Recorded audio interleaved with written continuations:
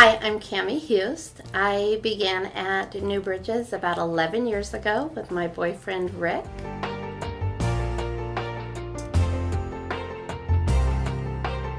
"11 years ago, when I started dating my husband, he was a morning renewer.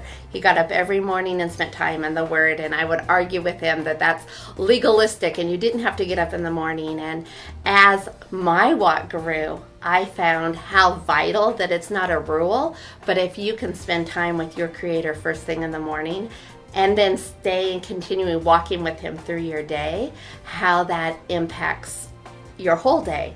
And so my first priority in the morning when I get up is to spend some time, and it's not a set amount of time, but by spending that time reading some verses, praying, giving thanks, then I'm filled up by Christ so that I have more to give out. Pastor Sue had came to me with the idea of Valley Girls, as well as lots of other women, and had talked about the idea of having small groups where women would disciple a small group of women and train them up then to become disciples themselves. This is my second group of women that I have had. I had another group of women who branched off and they started their own group, which was very exciting. In the beginning, it was it's a lot of responsibility to have a group of people who are looking to you for answers. And what I learned very quickly was that they weren't looking to me for answers, that my job was to love them wherever they were at and turn them to God's Word, because that's where the answers were.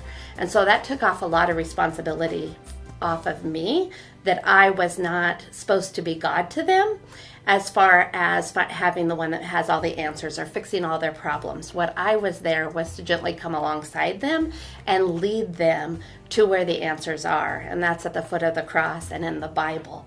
And so regardless of how far or how fast they make that journey, or the stumbles along the way, because I make stumbles along the way, my job was just to continue to love them.